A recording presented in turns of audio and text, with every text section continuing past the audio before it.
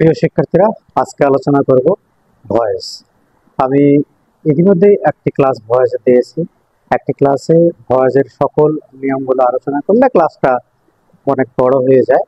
তো সেক্ষেত্রে আজকে ভয়েসের একটা দ্বিতীয় অংশের একটা ক্লাস নেব। আমরা ভয়েসটা শিখতে হবে, কারণ এর আগেও বলেছি যে বিভিন্ন ক্লাসে বিভিন্ন প্রতিযোগিতামূলক পরীক্ষাতে ভয়েসগুলো এসে থাকে। তো ভয়েসের অনেক জটিল নিয়মও আছে, কিন্তু প্রথমে আমরা সহজ বিষয়গুলো জানবো, সহজ বিষয়গুলো বুঝবো, কিভাবে সাধারণত টেন্স সংক্রান্ত ভয়েসগুলো করা যায়। তবে প্রত্যেকটা সেন্টেন্সই তো টেন্সের সাথে জড়িত। টেন্স ছাড়া তো সেন্টেন্স তেমন হয় না, দেখা যায় মোটালজিতে দেখা যায়। তবে এখন আলোচনা করব যে গতকাল আলোচনা করেছি প্রেজেন্ট ইনডেফিনিট টেন্সের ভয়েস, আজকে আলোচনা করব অন্যান্য টেন্সের ভয়েস। তো সেক্ষেত্রে লক্ষ্য করো,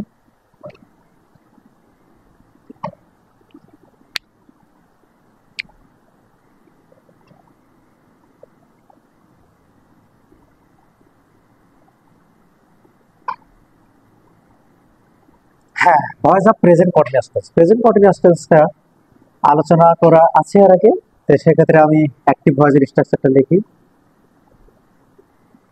active voice, subject am, is, are, V, I N G, object.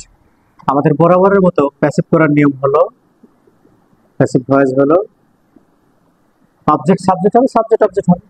অবজেক্টটা এখানে সাবজেক্ট হয়ে গেল, অ্যামিজার অ্যামিজারই থাকবে, এম, ইজ, আর। এখানে দেখো অতিরিক্ত একটা অংশ আছে, কন্টিনিউয়াস টেন্সে আইএনজি। আইএনজির জন্য এখানে তোমাকে অবশ্যই প্যাসিভ ভয়েসে বিং করতে হবে। এই যে ভার্ব আছে, ভার্বটাকে অবশ্যই ফ্রি করতে হবে।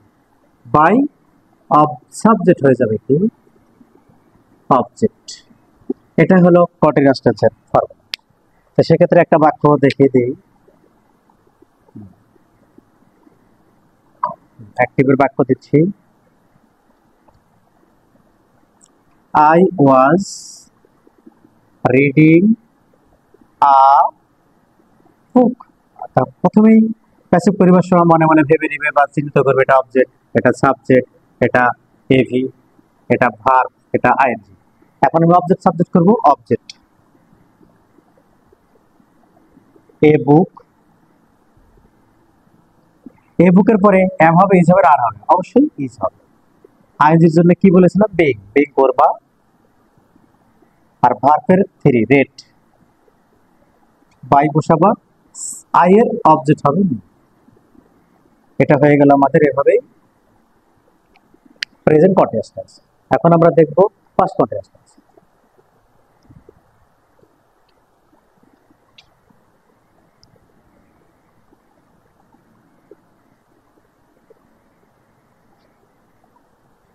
এই জায়গাতে যদি আমি দিই ফার্স্ট কন্টিনিউয়াস টেন্স, তখন কি হবে? ফার্স্ট কন্টিনিউয়াস টেন্স তখন অ্যাক্টিভ হবে সাবজেক্ট ওয়াজ, ওয়্যার, অবশ্যই ভার্বের রুট ফর্মের সাথে আইএনজি প্লাস অবজেক্ট। এটা একই নিয়ম। অবজেক্টটা হবে সাবজেক্ট ওয়াজ, ওয়্যার। আইএনজির জন্য অবশ্যই তোমাকে বিং করতে হবে, আর ভার্বটা অবশ্যই ভি থ্রি হবে, বাই সাবজেক্ট অবজেক্ট হবে। এটা একই নিয়ম, একটা বাক্যের মাধ্যমে বিষয়টা পরিষ্কার করা যায়। Active, he was writing a letter. এটা অবজেক্ট, এটা ভার্ব, এটা আইএনজি, এটা এভি, এভি মানে অক্সিলারি ভার্ব, এটা সাবজেক্ট। আমি এখন এটাকে প্যাসিভ করব। অবজেক্ট অবশ্যই সাবজেক্ট হবে, আ লেটার, এখানে ওয়াজ আছে, ওয়াজ বসবে, আইএনজির জন্য বিং হবে, ভার্বটা রাইট, রট, রিথে, বাই হি এর অবজেক্ট হবে। এভাবে আমরা অ্যাক্টিভ প্যাসিভ করব পাস্ট কন্টিনিউয়াস টেন্সে। এখন আমরা দেখব প্রেজেন্ট পারফেক্ট টেন্সের ভয়েস।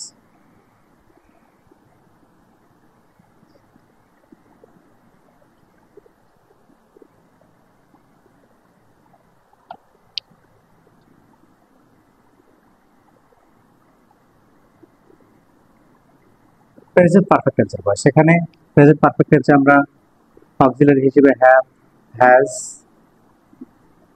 এবার আর চিন্তা নাই, ভি3 থাকবে এখানে অবজেক্ট, বরাবরের মতো একই নিয়ম, object subject, have, has,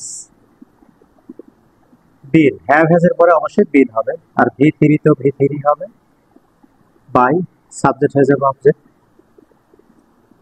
object. এইভাবে কিন্তু আমরা পারফেক্ট টেন্সের ভয়েসগুলো করব। একটা বাক্য লিখি, মিস্টার রবি হ্যাজ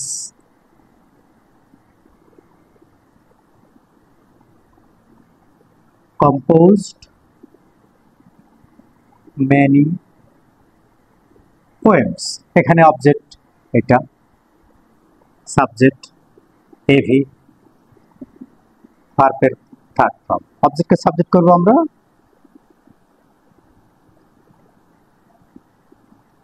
অবজেক্টকে সাবজেক্ট করে দেবো many poems,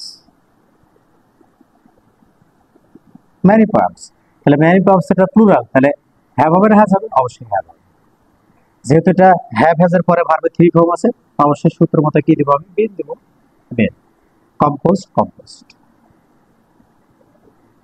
composed by mister Rabi. এইটা গেল আমাদের প্রেজেন্ট পারফেক্ট টেন্স, অবশ্যই বুঝতে পারছো। এবার আমরা দেখব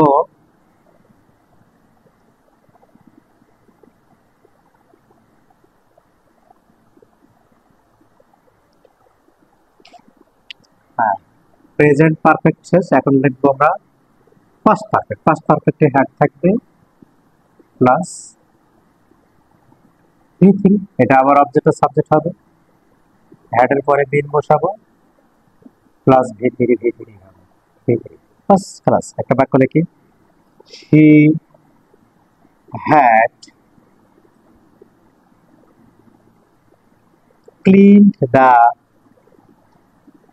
room, তাহলে এটা অবজেক্ট, এটা সাবজেক্ট, ভি3, আমরা অবজেক্টকে সাবজেক্ট করব, the room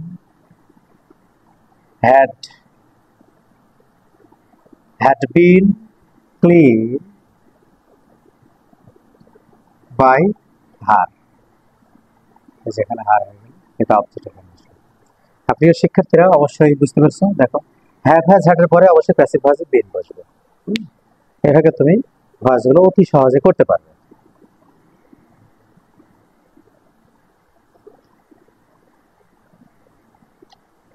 এখন আমরা দেখব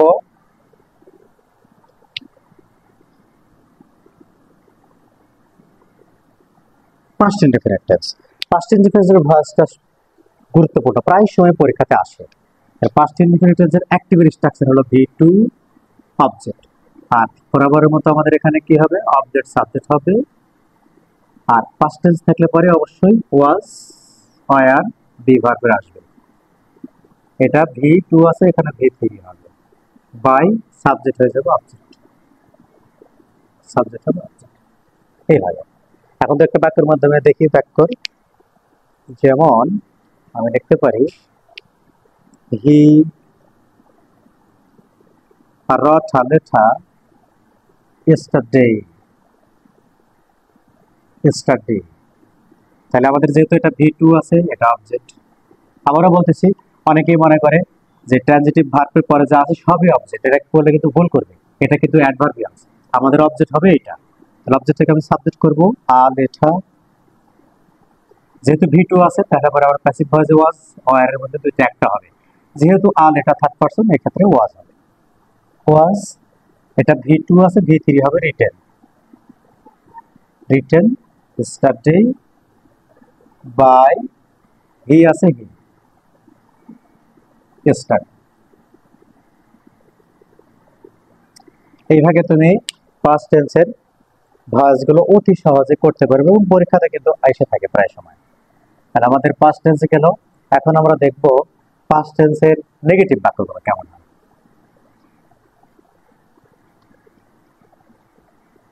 হ্যাঁ, পাস্ট টেন্সের নেগেটিভ ভয়েস কিরকম হয়, প্রথমে দেখব পাস্ট টেন্সের নেগেটিভের স্ট্রাকচারটা দেখে নিই। Subject plus did, didn't plus VR plus object. এটা অবশ্যই অবজেক্টটা সাবজেক্ট হবে। হ্যাঁ, যখন এরকম ডিডন্ট থাকবে তখন অবশ্যই তোমাকে was, were plus entry plus ভিআরটা ভি অবশ্যই থ্রি হবে, বাই সাবজেক্ট হয়ে যাবে অবজেক্ট, সাবজেক্ট হয়ে যাবে অবজেক্ট। তাহলে সেক্ষেত্রে আমি একটা বাক্য দিই, they didn't study the English novel, English novel.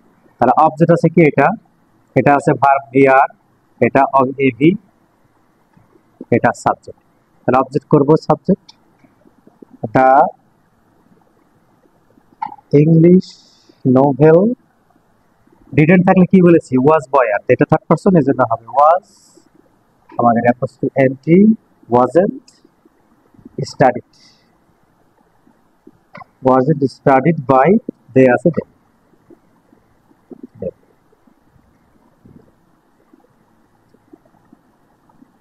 Didn't থাকলে পরে কি হবে, ওয়াজন্ট।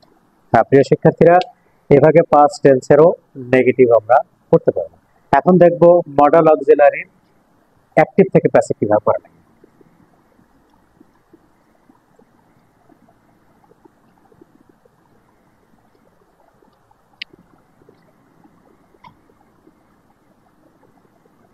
মডাল ভার্বস, মূলত মডাল ভার্বস কোনগুলো? তাহলে মডাল ভার্বস আমরা জানি can, could, may, might, shall, should, will, would, must, be, going to, এগুলো মডাল অক্সিলারি। তাহলে মডাল অক্সিলারি থাকলে পরে অবশ্যই আমরা কিভাবে এই ভার্বসটা করব অ্যাক্টিভ থেকে প্যাসিভ, এটা দেখো। অ্যাক্টিভে থাকবে সাবজেক্ট, মডাল ভার্বস, অবশ্যই এখানে ভিআর থাকবে, অবজেক্ট। আমাদের বরাবরের নিয়ম, প্রত্যেকটার ক্ষেত্রে অবজেক্টটা হবে সাবজেক্ট, এখানে হবে মডাল ভার্ব,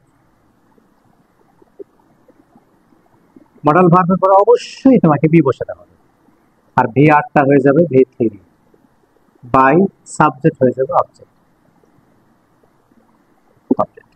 একটা বাক্যের মাধ্যমে হিসাবে দেখা যায়, হ্যাঁ mister Roni can write a letter. এখানে দেখো মডাল অক্সিলারি কোনটা, ক্যান, আর অবজেক্ট কোনটা, এটা সাবজেক্ট। এভাবে তুমি চিহ্নিত করে নেবে। আর এটা হলো আমাদের ভি আর। ভি আর অনেকে বুঝতে পারে না, ভি আর সমান সমান এটা বলতে আমরা বোঝাই রুট ভার্ব, অনেকে এটাকে ভি বি বলা হয়, সেক্ষেত্রে আমরা বুঝবো বেস ভার্ব। এই বিষয়গুলো অবশ্যই লক্ষণীয়। এখন আমরা দেখবো অবজেক্টকে সাবজেক্ট করব, আলেঠা, আলেঠা। মডাল ভার্বের কোনো পরিবর্তন হয় না, যেটা থাকে ওইটাই লিখতে হয়, can be, as a be আসলো। তাহলে এটা কি হবে, V three, written, W R I double T N, written by, subject হয়ে যাবে অবজেক্ট, মিস্টার রড। তাহলে মডাল ভার্ব থেকে কিন্তু ভয়েস তোমার পরীক্ষাতে অবশ্যই আসবে। মডাল ভার্বের আরেকটা গুরুত্বপূর্ণ ইয়ে আছে, ভয়েস আছে, সেটা একটু দেখাই দিই। অনেক সময় be going to, they are going to open an bank account, তারা ব্যাংক অ্যাকাউন্ট খুলতে যাচ্ছে। সেক্ষেত্রে দেখো, লক্ষ্য করো, বি গোয়িং টু এটা একটা মডাল ভার্ব হিসেবে কাজ করেছে। অনেকে এটা কন্টিনিউয়াস টেন্স মনে করে, এটা আসলে কন্টিনিউয়াস টেন্স না, এই জায়গাতে এটা মডাল ভার্ব, কারণ এখানে আমাদের ভার্ব আছে। তাহলে অবজেক্ট কোনটা, সাবজেক্ট করব অবজেক্টকে, আ ব্যাংক অ্যাকাউন্ট। তাহলে ব্যাংক অ্যাকাউন্টের পরে কি হবে, ইজ হবে, ইজ গোয়িং টু, টু এর পরে বি, ওপেন এর past participle, open by them. প্রিয় শিক্ষার্থীরা, এইভাবেই তুমি মডেল ভার্বের ভয়েস গুলো করতে পারো, এবং আমার কমেন্ট বক্সে মডেল ভার্বের ভয়েস তৈরি করে তুমি দিতে পারো। এগুলো প্র্যাকটিস করলে তুমি আরো অনেক বিষয়গুলো যেগুলো আছে, কিছু ডিফিকাল্ট ভয়েস আছে, ডিফিকাল্ট বলতে ইনফিনিটিভ, কিছু দ্যাট ব্যবহার করতে হয়, শুড ব্যবহার করতে হয়, সেগুলো কিছু ভয়েস আছে, এটা আরেকটা ক্লাসে দেওয়া যাবে। তো আজকের ক্লাসটা কেমন লাগলো কমেন্ট করো, লাইক কমেন্ট শেয়ার করো, আমার চ্যানেলটাকে অবশ্যই সাবস্ক্রাইব করো যদি কিছু বুঝতে পারো। আর কোন ধরনের ভিডিও পেতে চাও, কোন ধরনের বিষয়গুলো তোমরা সমস্যা বোধ করো, সেগুলো জানলে পরে আমি অবশ্যই সেগুলো দেখিয়ে দেবো তোমাদেরকে। আলাদা।